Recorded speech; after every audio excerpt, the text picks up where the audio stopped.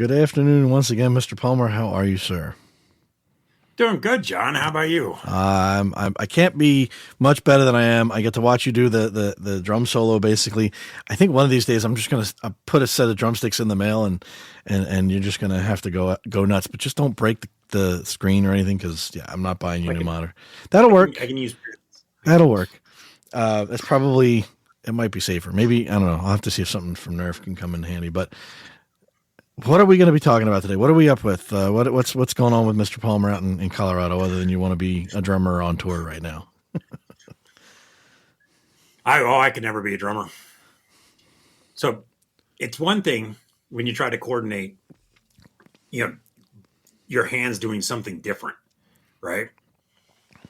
That's one thing, because you're either going up and down, you're going different beats, you can do stuff like that.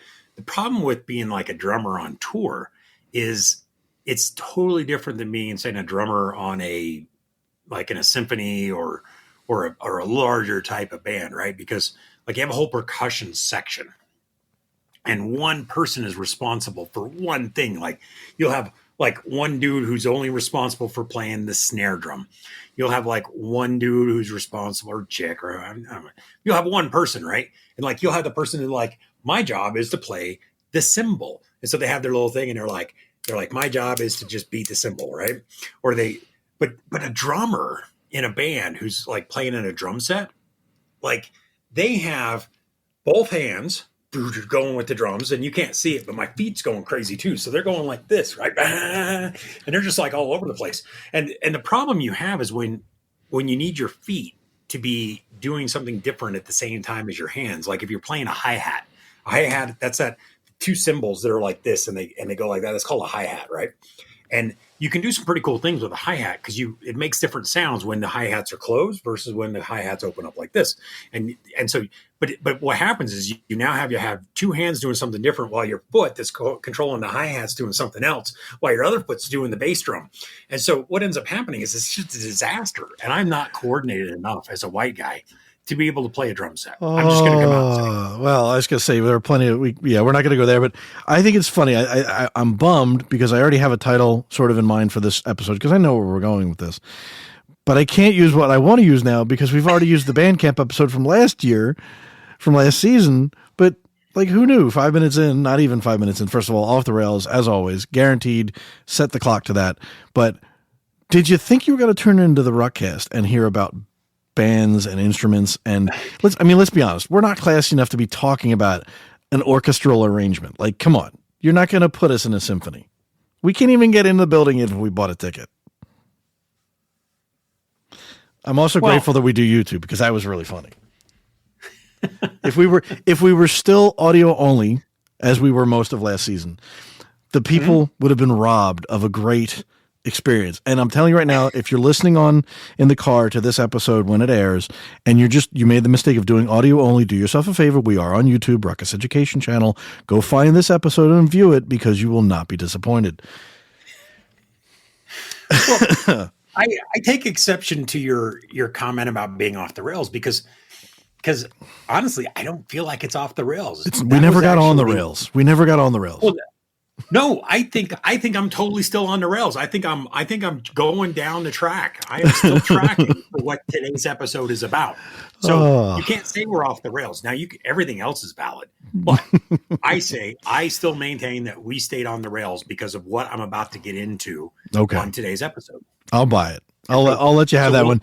I would say we could let people comment in the show, but find us on Twitter and tell us if you think I was right or if Jim was right. But anyways, so now that we've had our lesson for the day, we've done our band lesson, we know how to play drums. Where are we going with Wi-Fi today? So today we're continuing our series on the 10 things that John and I would like you to know about Wi-Fi. And so let's see, where are we with that one?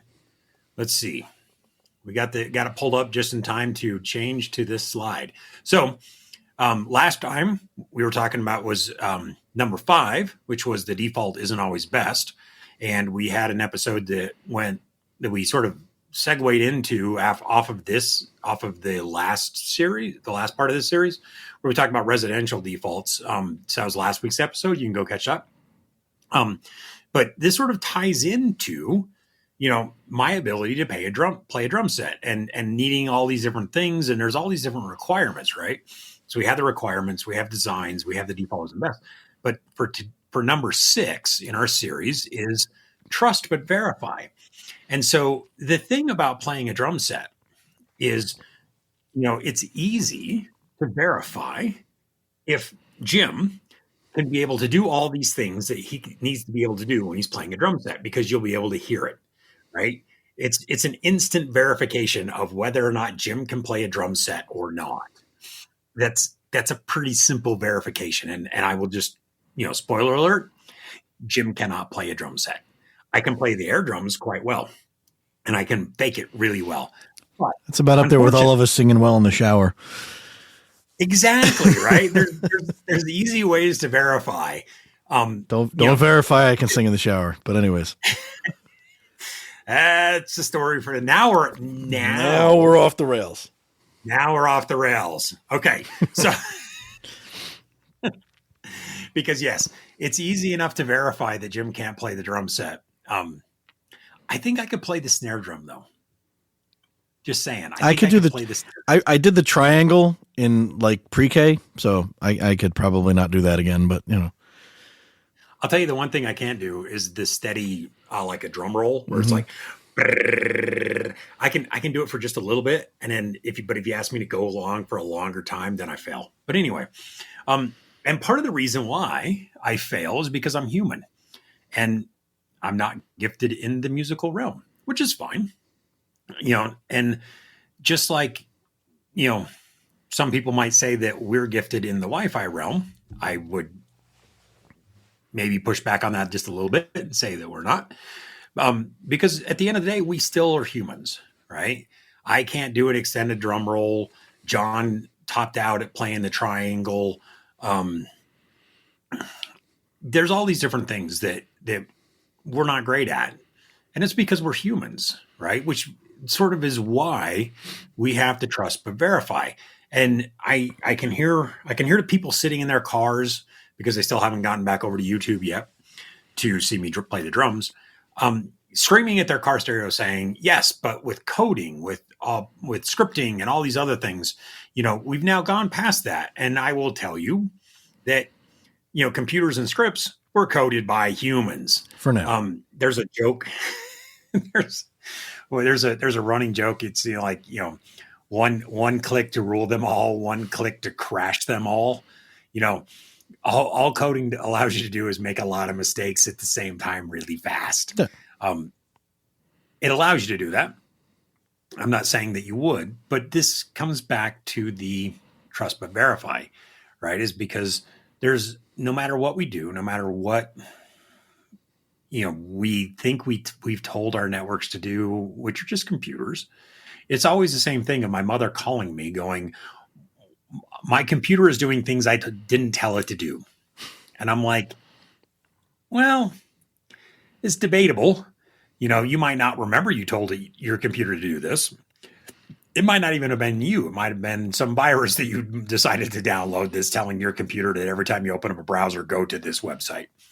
But it's still, something is still telling it to do something. And so this is what I wanted to cover, is the fact that, and this is a conversation that we have, John and I, we have these conversations all the time, and we have conversations with all these other people and all these different other times about the fact that, at the end of the day, we still have to verify what's happening, and because, you get a bad script, you get a bad code, you think that you've told it to do one thing and it's doing something else, you still need to go in and verify it.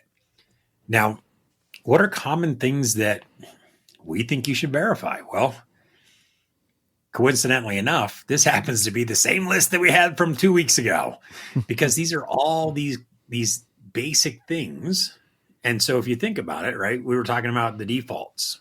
And what are some of the defaults that we examine? Well, the first one is operating channels.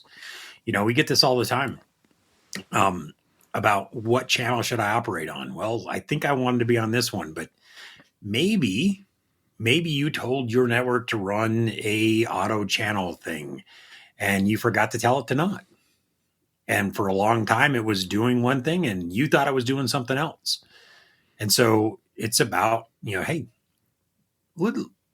it almost seems like it's archaic or from caveman days to be like, hey, let's actually walk out into our network and see what are the channels we're actually operating on.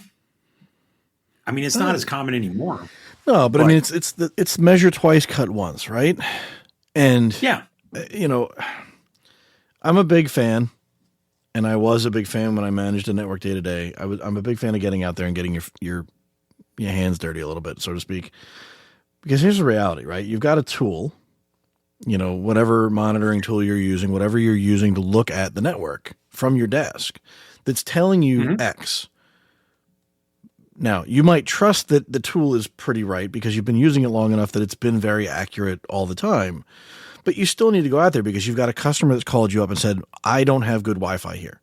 Something's not working. Now, are you going to argue with the customer? Maybe. Depends on the person you are. You might do it. But you really need to get out there and verify. You need to take the measurements yourself from the field and see what's wrong. We talked about this on a prior episode. Maybe you've got an AP that's on a channel that you are okay using, except they've got a device that's not okay using that channel.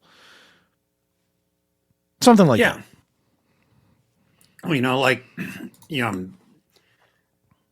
My computer decided it wasn't online, so let's. Perfect timing. Yeah, this is great timing. This is what happens when you try to go live. So we'll go back to this one. When we take a look at my one AP that I'm running on Ruckus 1, and you come over and this probably isn't the case anymore. I think this was probably something many years ago. You'd have this problem with, you're just looking at it and say, hey, what are my RF channels? What are my channels running on? Am I really on channel 128? Am I really on channel 6? And this is nice and easy because the AP that we're looking at just happens to be this AP that's over my shoulder, hanging right there. So it's easy enough to go take a look at and go like, hey, is this R610, is it running on channel 128? Well, it's easy enough to find out. We go, look, I have an R610 that's running on channel 128. And look, I can even see this running at 20 megahertz wide, which is good for me. So I can verify that stuff. I can actually have a third-party independent tool verify that what I think is happening. Wow, it won't even let me open that one up.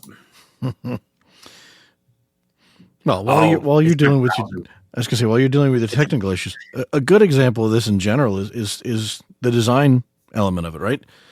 You do a predictive design that tells you that you should expect certain coverage, and as much as people like to cut the corners, and we've seen a lot of them not do the validation survey, it's the trust but verify. I trust that I know what I'm doing with the design tool, and I trust that my design will work, but it's verifying that your design actually does work, and it's actually verifying that the people, humans, as you said, put my APs where I told them to put them and in the right manner, and they didn't mount them upside down or behind sheetrock or whatever. And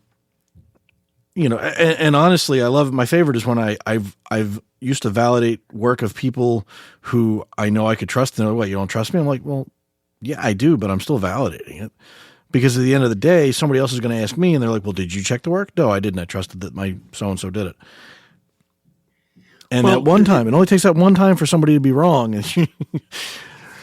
Well, especially in enterprise Wi-Fi, right? Because it's not that I don't trust the designer. It's not that I don't trust, to be honest, we don't really. But it's not that I'm telling you I don't trust you. But there's enough moving parts. There's enough moving hands between the person who designs, the person who installs, the person who cables, the person who does.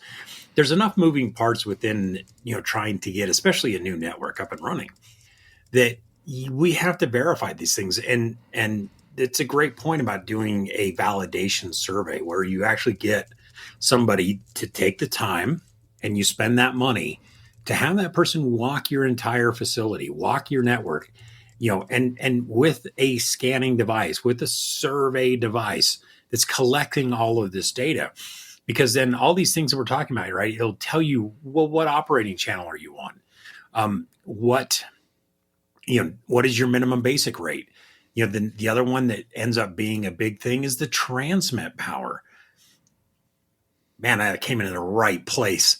I'm so glad I did that bullet point that way because, there's a question about transmit power. And this came up earlier this week, actually, where I was talking with somebody and I said, we were talking about transmit power, and it's like, what you set your transmit power to can be a contentious topic. I tell people all the time that I never like to set my transmit powers at maximum transmit power.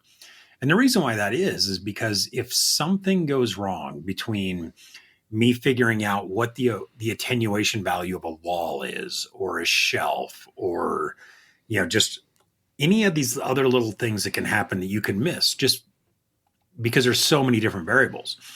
If I plan to set my APs at maximum transmit power, then I have no ability to turn it above that power. And so that's where you can, when you do those validation surveys, you can come in and you can say, hey, you know what is my transmit power? What is my signal level that I'm receiving things at? What are these levels? Are these the levels that I expect? Are these those different things? And so that's where it's a verification. Not only did I set the transmit power like I wanted to see it on this tab, when I went in and said, hey, what did I want to set this transmit power to be for this particular AP? It's not only, is this what I set in my AP properties? We come down and we see what the transmit power was configured to be set at. Radio, you come in here. Oh, look, I have my 2.4 is at minimum. 5 gigahertz right here is at minus 5 dB. So that's what I've set my transmit power at, right? So that's one thing to verify, hey, that this is where I want it to be. But then the next thing to verify is, along with your transmit power, when we come back into this tool, we go, hey, what is the RSSI value that I'm seeing? Oh, I'm seeing it at a neg 42. Is that what I expected? Is that what I wanted to get? Oh, no, I expected to see it a little bit higher. Okay, then there's something in between my AP and where I'm measuring the signal at that verifies that, oh, by the way, there's actually a printer that lives in between those two. And quite honestly, that's what's happening right now with this, is there is a printer that lives between the device that's scanning and the AP. And so it's not that big of a deal now, but when we talk about verification, when we want to verify what's happening, this transmit power translates into a receive signal level indicator, RSSI value. And so this is what we're verifying is that, hey, is what the client devices are seeing, is that really what I wanted to see? Did everything else work right? Because there's a lot of moving hands. There's a lot of things that change. There's a lot of times when you do a design, especially for new buildings, and you walk in and you go, oh, look, they changed that wall and it's no longer what they told me it was going to be. And stuff happens. The one thing worth, this is why we verify. The other thing worth pointing out too, and I mentioned, sorry, I had to scratch my back.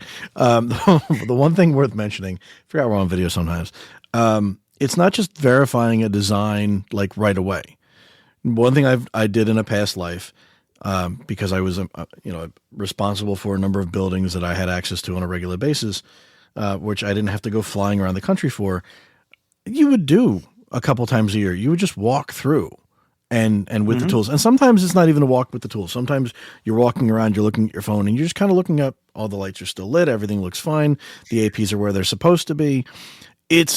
We as Wi-Fi nerds get grief from our significant others sometimes. People always say about it on social media that when we're in a building, we look up because we want to see what Wi-Fi is mounted. We want to see how it's mounted. We want to see if they did it right, if they did it wrong, or whatever.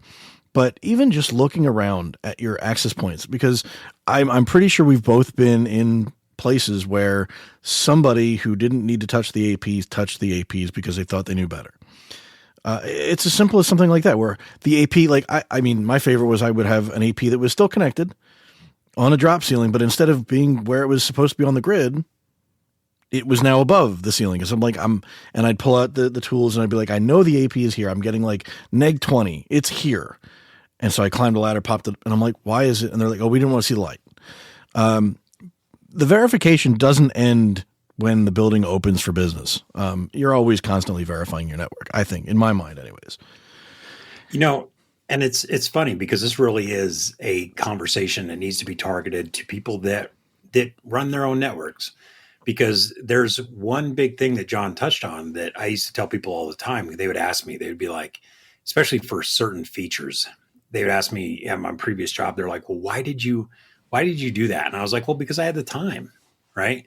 If it took me 40 hours to solve a problem, then it took me 40 hours to solve the problem, but I had those 40 hours to spend. If you're a consultant, if you work in the industry and your job is to fly around and work on different networks each week, you don't have that time. You don't have that luxury to do that stuff. And so this is why when you hire somebody to do a network for you, they are always going to push. They might say, look, we can get away with not doing certain things, but one of the things they will always push for is a validation survey, is because they need to be able to be done with the project and then leave and go work on their next project. And so that's why they push for that, because that's their last opportunity to do that before they move on.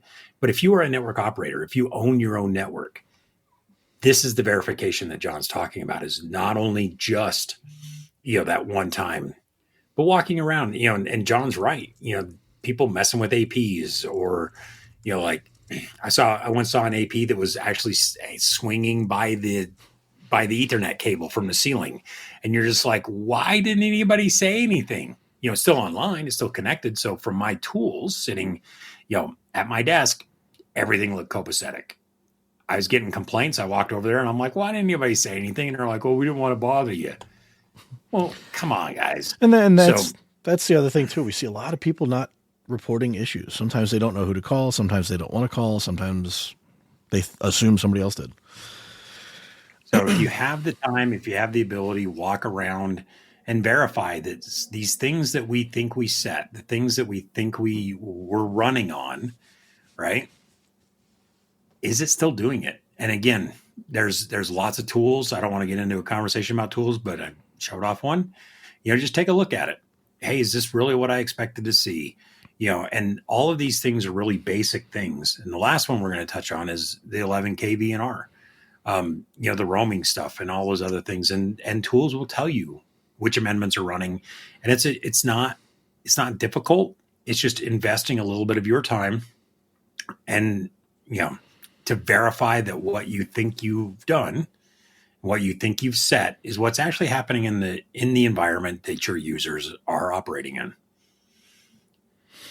No, which it makes great sense. The other thing I'm going to say before validating, because the packets never lie and things like that, we can say all that, and those are great. But the one other benefit of verifying by walking the floor of any floor that you can, assuming you're dedicated to that site, or if you're even if you're a consultant, even if you're there to hit it and get out, right?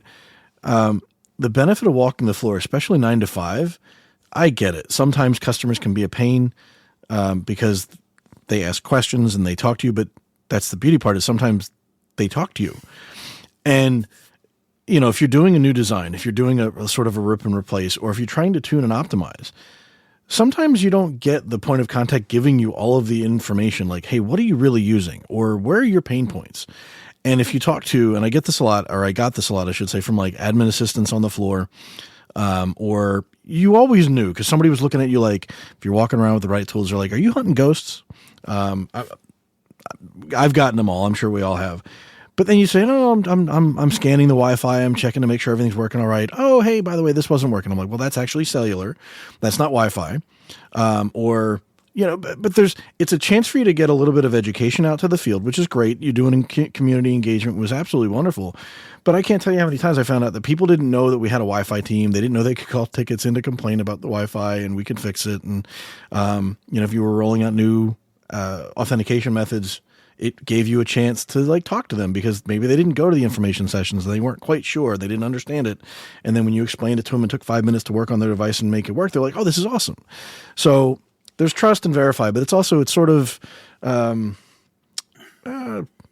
it's just good to get out there. I mean, I think, but the verification's huge.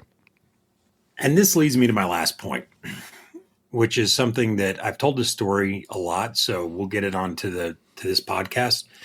And I call this having your own Vic test. And your story about, talking to people in the end users, I cannot emphasize enough about how important that is, because the Vic test is something that I use as part of my regression testing at my last job. We had a whole series of steps we would do for new hardware, for new firmware, things like that. And I had incorporated into that this thing I called the Vic test. Now, the Vic test is named after a lady that worked in the networking team at my last job, and her name was Victoria.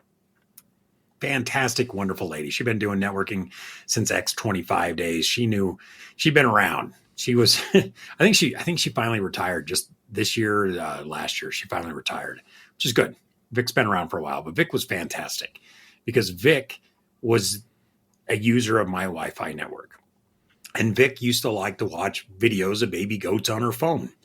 And so I was fortunate enough to be in a location in our office to where we had one AP that covered our office, and that was it. It didn't cover anywhere else just because of the odd location of where it was in the building.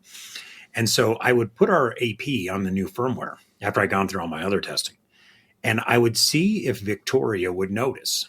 Now, because I worked in the same office as Vic, when her Wi-Fi broke, she knew who to call. She knew who to yell at. She didn't even get up. She just yelled from her desk, and she'd be like, "Jim, the Wi-Fi's broken." And then I would know, and she didn't know why. She didn't know what was happening. She just knew that she could not watch videos of baby goats on her phone. And so then that firmware or something would fail the Vic test, and I would know not to roll that out to a bigger audience. Because at the end of the day, Wi-Fi is about the end users being able to use their phone to connect, to do whatever it is they need to do. And so you walking around and talking to people and talking to end users, I would do the same thing, because I would then know, hey, this person sits in this area, and I'd give them my contact information. And so then I would actually use them as part of an expanded Vic test. And I'd be like, hey, I'm working on something. Can you help me? And if you've solved their problem, they are more than happy to help you, because then they feel like they're the insider and they're getting the latest and greatest. And who doesn't like the latest and greatest? And so that's that trust but verification and building up that rapport and building up all these other things. And it all sort of ties back together in order to allow us to do what we really are at the heart of it. We're providing connectivity to people who, in some cases, that's their only method of connectivity. And we need to, and that's what this verification part of it is that, yes, we think that there's a lot of these things that are going on. We think that we've done all these things, and we sort of gone off track of things that we want you to know. But at the end of the day, it's all about providing that connectivity. And this verification step, while not in the top 5, is still something that's really handy and really good, and something that we need to remember to do, especially for, if you're a customer who's hiring somebody or you run your own network. These are things that, you can do to help make your life better, make things better, make your Wi-Fi better, is, engaging the end user. Because that is, at the end of the day, that's the ultimate verification of our because if they're like, man, it's fantastic, it's great, I don't have any problems. Yeah, I mean, it's thinking of it from you kick off a new project and you always ask, and we talked about this going back a few of these to the requirements one, right? I need a user survey. I want to know what devices I'm using. I want to know what their experience is expected to be like. And there's always you always hear them like, oh, we can't do that, or we don't want to get you involved. Like, there's always a reason. There's always an excuse, and it's hard to do. But there's no substitute for actually talking to these users. And you're right. Like, to me, you had Vic. I didn't have anybody named quite like that, but people knew. Once you walked around, they got to know the team, they got to know the names and the faces, and they knew who to ping. For better or worse, sometimes that could be a bad thing, but they were your canary in a coal mine. You knew that if you did a change that night before, that if something was broken, he or she was going to be emailing you or messaging you on Teams or texting you or calling you. And as much as that can be a pain at times when they're like, hey, the new phone came out, it doesn't do what I thought it was going to do. But when you're doing a change, like if they're the first one in the building and they tell you before like everybody else showed up, you have a chance to fix something before like the big bosses come in and go, hey, he broke a change last night. So it's vital. I mean, at the end of the day, the end users are important to keep happy. They're why we do what we do, but they're a huge part of the verification process, believe it or not. I mean, I really do think they are. It's inevitable, right? You're walking around with, whether you've got a Net Scout, Net Ally, whatever, a tablet, you've got some testing tools. You look like somebody looking for something, and either they're going to help you find it or they're going to ask you questions because they think you look a little bit suspicious. And let's be honest, we've been to some wireless conferences. A lot of us doing Wi-Fi look a little sus. So I get it, but it's good to build that rapport with those people because they do give you information that they might not give up to other people. And the other part of it too, just as an aside, like it's the lost in translation stuff. They might tell so-and-so X, and then so-and-so tells you X, but it's actually Y because they left something out because they didn't think it was important. But when you hear it directly from so-and-so, you're like, oh, I wish I had known that. And they're like, well, I told them that. And you're like, well, they filtered it out. So it's just part of it. It doesn't hurt to get away from the desk. It's actually good. It's good to, get up and stretch your legs, but it's really good to verify your sites, whether you're there for a day or for life. It's a vital part of your job. And the last thing I'll do is I'll tie this back into things we've talked about in the past. Clients and client devices. If you establish this rapport with other people, because so I have 3 different phones sitting on my desk, right? 3 different phones, 3 different operating systems, 3 different generations of Wi-Fi. But that's 3. There are a lot more than that. And so if you can find out people who they have the latest Samsung, or they're an Apple fan, or they do this, they do that, you can then do that to understand the requirements. You can understand the client devices. You can understand how they use it. And so it's a feedback loop that we get into all this that allows us to, build networks that are ultimately going to work. And it's quite frankly, at the end of the day, while it's nice to talk to people, sometimes we don't want anybody to talk to us. So that's where we're looking at it. And that's where this trust but verify takes us to. So next on our list, security. That should be a good time. I have comments, but I'm not going to say it here. It'll get me in trouble. Anyways, I don't have anything else. That's a good point for us or a good stopping point for this one. I can't believe we're already talking about, we've talked about 6, now we're going on to 7. We're nearing the end of it. So yeah, we're nearing the end of it. It's very, it also means the year's coming along, and yeah, we're already through the first quarter, man. It's April. So we're going to have to, I'm just going to throw out the loaded teaser because I know where we're going, but I'm not going to give any hints away. But it means we have to start another series, I think. And everybody else listening to us is going, oh God, please don't do that. But on that note, I don't have anything else to add. This was a good one. Go get out there and make your own Vic test, people. I think it'll serve you well. Stretch your legs, meet people. Oh my God, we're telling Wi-Fi people to socialize outside of our Wi-Fi circle of friends. That's that's scary.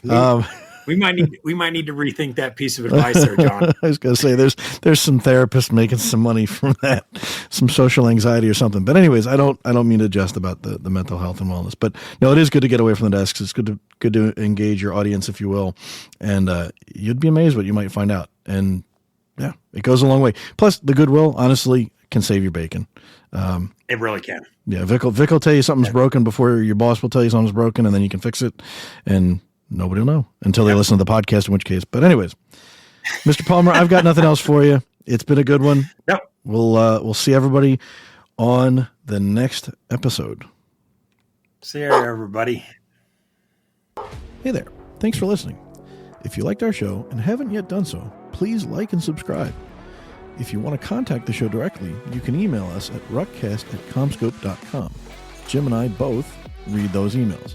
To learn more about any Ruckus products or services that we've talked about on this or any other prior podcast, please check out our About section of the show or the show notes. And as always, thank you for listening.